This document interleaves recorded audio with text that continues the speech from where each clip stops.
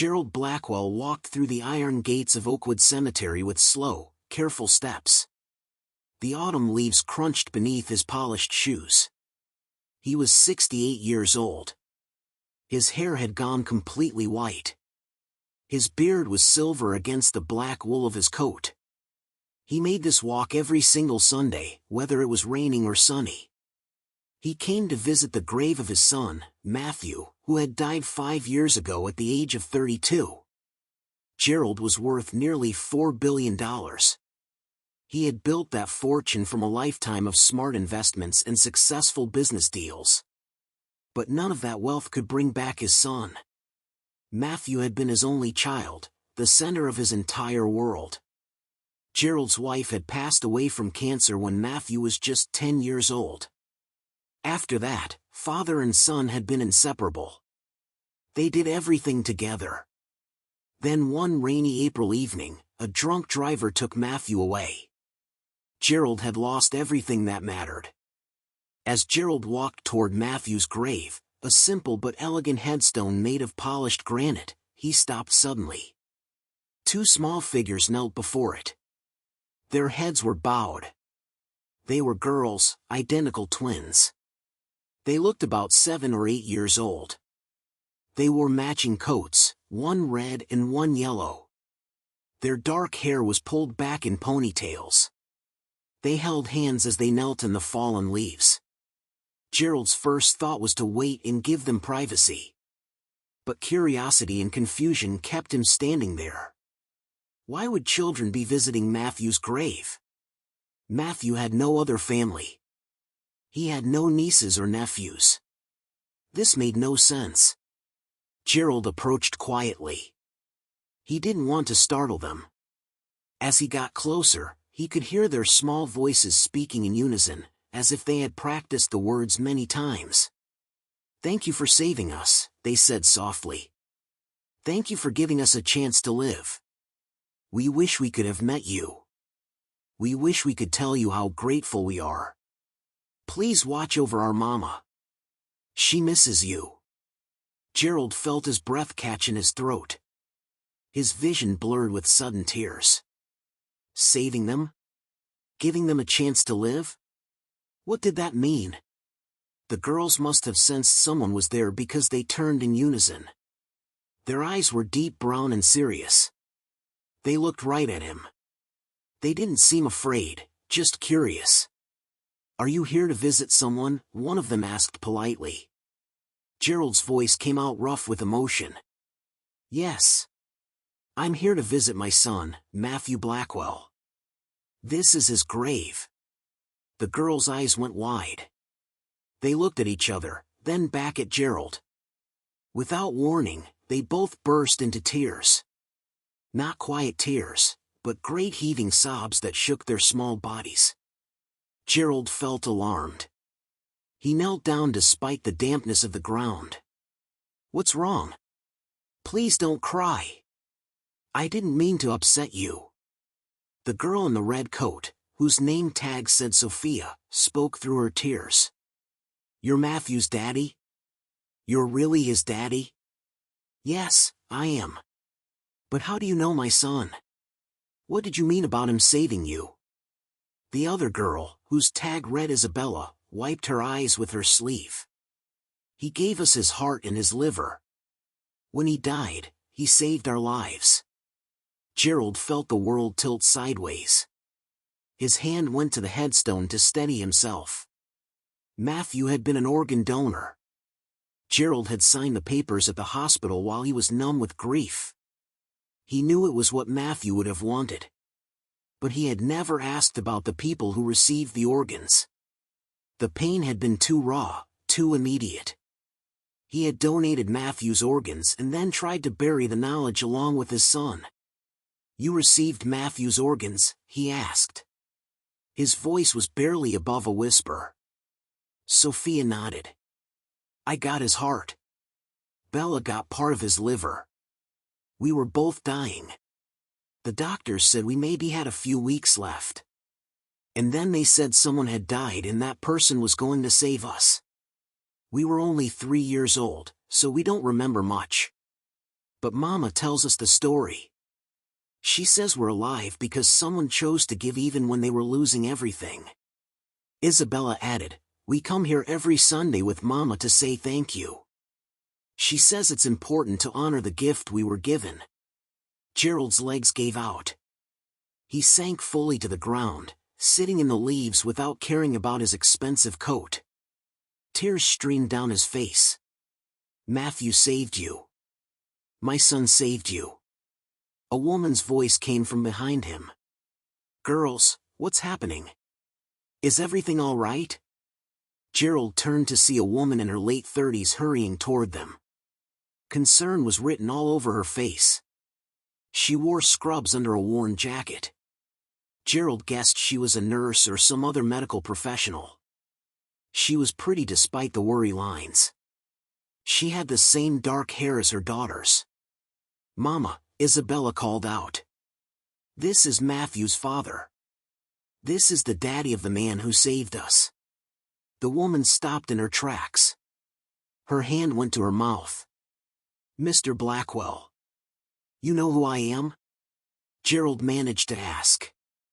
I researched you. After the transplants, I wanted to know about the family who had made such an incredible gift. But I was told you didn't want contact with the recipients. I respected that, but She trailed off. Tears were in her own eyes now. I've wanted to thank you for 5 years. To tell you what your son's sacrifice meant. Gerald struggled to stand. The woman rushed forward to help him. The girls hovered nearby, still sniffling. I'm Elena Rodriguez, the woman said. And these are my daughters, Sophia and Isabella. They're alive because of your son. Gerald looked at the twins. Really looked at them. They were healthy. Vibrant. Full of life. Sophia unconsciously put her hand over her heart. Matthew's heart. Isabella stood close to her sister the way twins do, like two halves of a whole. Tell me, Gerald said hoarsely. Tell me everything. I need to know. They sat together on a nearby bench. The girls sat on either side of Gerald while Elena told the story. The twins had been born premature with serious heart and liver defects. The doctors had done what they could, but by the time the girls were 3, both of them were failing. They needed transplants urgently. But finding matches for both of them seemed impossible. I was a single mother, Elena said quietly. Working as an ER nurse, trying to keep my girls alive, watching them get weaker every day. I prayed for a miracle, even though I felt guilty praying for something that meant someone else had to die. She wiped her eyes. And then one night, they got the call. A match had been found for both of them. It was almost unheard of for twins to both get what they needed from the same donor. The doctors said it was 1 in a million. They said your son was their exact blood type, their exact size. Everything matched perfectly. Gerald listened. His heart was breaking and healing at the same time. I didn't know. I signed the papers, but I couldn't face knowing who received his organs. It felt like losing him all over again. I understand, Elena said. But Mr. Blackwell, you should know your son didn't just save my daughters' lives. He saved mine too. I was drowning in medical debt, in grief, in fear. The transplants gave me my girls back. I got to watch them grow up. I got to see them start school, make friends, live normal lives. Every day with them is a gift from your son. Sophia tugged on Gerald's coat sleeve. Can I tell you something? Gerald looked down at her, this child carrying his son's heart. Of course. Sometimes when I'm really quiet, I can feel it, the heart. And it feels warm and safe, like it's protecting me. Mama says that's just in my imagination, but I think maybe your son is still there, just a little bit, watching over me. Gerald's composure shattered completely. He pulled the little girl into a hug. Isabella joined them, and then Elena. They all wept together among the gravestones and fallen leaves. When they finally pulled apart, Gerald felt something he hadn't felt in 5 years. A sense of peace. Matthew was gone, but he lived on. Not just in memory, but in these two bright-eyed girls who visited his grave every Sunday to say thank you. Would you tell me about him? Elena asked. About Matthew? The girls know he saved them, but they don't know who he was. And so Gerald talked. He told them about Matthew's love of music, how he had played guitar and written his own songs. He told them about Matthew's work at a non-profit that helped homeless youth. He told them about his terrible jokes and his generous heart. He told them about father-son fishing trips and the way Matthew had taken care of Gerald after his wife died. He was the best person I've ever known, Gerald said. And I've been so angry that he was taken so young. I've spent 5 years asking why. Why him? Why my son? He looked at the girls. But now I see. He didn't just die. He gave life. He saved you. Over the following weeks, Gerald became part of the Rodriguez family's life. He learned that Elena was struggling financially despite working full-time as an ER nurse. The ongoing medical care for the twins, while covered by insurance, still involved co-pays and expenses that added up. Elena's car was on its last legs. Her apartment was small and run down. She worked extra shifts whenever she could to make ends meet. Gerald didn't immediately reveal just how wealthy he was. But he began to help in small ways. A reliable car appeared from a company raffle that Elena had supposedly won. An anonymous scholarship fund was set up that would cover any medical expenses not covered by insurance. A better apartment just happened to have its rent reduced. But more importantly, Gerald gave them his time and his heart. He attended the girls' school events and art shows. He taught them to play chess and took them to museums. He was there for birthdays and holidays, the grandfather they had never had. For Gerald, the twins became his connection to Matthew. They were his proof that his son's life had mattered, that his death had meaning. But they also became precious to him in their own right. Two remarkable little girls who faced each day with courage and gratitude.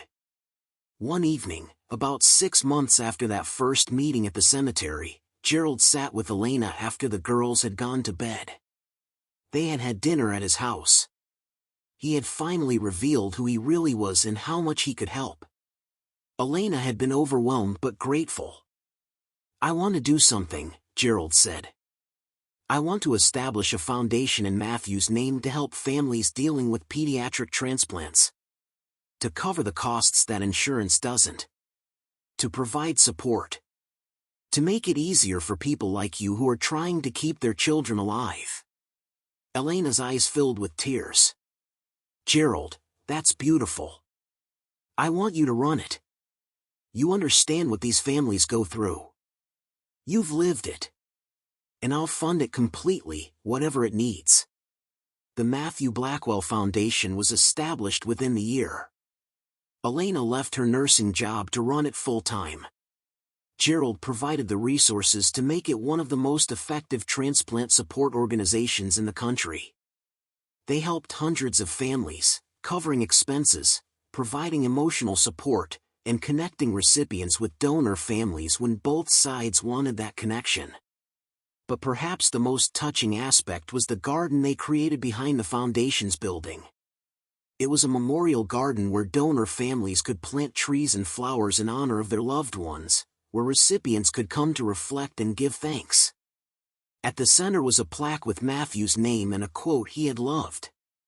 The best way to find yourself is to lose yourself in the service of others. The twins thrived. Sophia discovered a love of music. It's the heart, she would insist. Matthew's heart loves music. She learned to play the guitar. Isabella became passionate about medicine, already talking about becoming a transplant surgeon when she grew up. On the 5th anniversary of that meeting in the cemetery, Gerald stood with Elena and the twins at Matthew's grave once again. But this time, they weren't alone. Dozens of families were there, all people who had been helped by the foundation, all touched in some way by Matthew's legacy. Sophia and Isabella, now 12 years old, had written a song for the occasion. They performed it there in the cemetery. Sophia played the guitar that had once been Matthew's. Both girls sang in harmony. The song was called The Gift, and it spoke of the courage it takes to let go, the love that transcends death, and the way one life can ripple outward to touch countless others. As Gerald listened to the girls sing, their voices strong and clear, Sophia's hand absently resting over her heart, Matthew's heart, he finally understood. Matthew's death had nearly destroyed him. But in that destruction, in that terrible loss, something new had been born. Not a replacement for what he had lost, but something equally precious. A new family. A renewed purpose. And the knowledge that love doesn't end with death. After the ceremony, as people mingled and shared stories, Isabella came to stand beside Gerald. "Are you okay, Grandpa?" she asked. She had started calling him that a year ago. Each time she said it, Gerald's heart swelled. "I'm more than okay," Gerald said honestly. "I'm grateful. For you, for your sister, for your mother, for this second chance at family." "We're grateful too," Isabella said. "We know we can never replace Matthew, and we don't want to. But we love you, and we're so glad you found us. Or we found you. However it worked." Sophia joined them, slipping her hand into Gerald's. "Do you think he knows?" she asked. "Matthew. Do you think he knows what happened? That his heart is still beating? Still loving people? That he saved us and helped all these other families too?" Gerald looked up at the sky, remembering his son's smile, his laugh, his enormous heart. "Yes," he said with certainty. "I think he knows. And I think he's proud of all of us." That night, Gerald sat in his study, looking at a photograph of Matthew that he had finally been able to display again. Beside it was a newer photo of him with the twins. All three of them were laughing at something Elena had said. He thought about that day at the cemetery when he had heard two little girls praying at his son's grave. He had thought his grief would kill him. He had thought he had nothing left to live for. But he had been wrong. Matthew's death had given life to the twins. And the twins had given new life and purpose to Gerald. Out of tragedy had come something beautiful. A family knitted together not by blood, but by the ultimate gift. By sacrifice and gratitude. By the understanding that love is stronger than death. Gerald pulled out his journal and began to write, something he did every night now. He wrote about Matthew, about the girls, about Elena, about the foundation and the families they were helping. He wrote about the transformation from grief to hope, from despair to purpose. And he ended the entry as he always did. "Thank you, Matthew. Thank you for your generous heart in life and in death. Thank you for saving these precious girls. Thank you for teaching me that there's always a reason to hope, always a reason to love, always a reason to keep going. Your heart still beats. Your legacy still grows. And your father still loves you, forever and always." In a bedroom across town, Sophia lay in bed with her hand over her heart, feeling its steady rhythm. She thought about the man who had given her this gift, about the father who had found them at the grave site and become their grandfather. She thought about all the ways that life and death were intertwined, how something terrible could lead to something beautiful. "Thank you, Matthew," she whispered into the darkness, a prayer that had become her nightly ritual. "Thank you for my life. I promise I'll make it count." And in that moment, with Matthew's heart beating steadily in her chest, carrying love forward into the future, Sophia fell asleep, content in the knowledge that some gifts truly do last forever. If this story moved you, share it with someone who needs hope today. Leave a comment below and tell us about a moment when you witnessed an act of selfless giving or experienced unexpected grace in your own life. Remember, even in our darkest moments, there can be light. Even in loss, there can be purpose. Subscribe for more stories that remind us of the power of love, sacrifice, and second chances.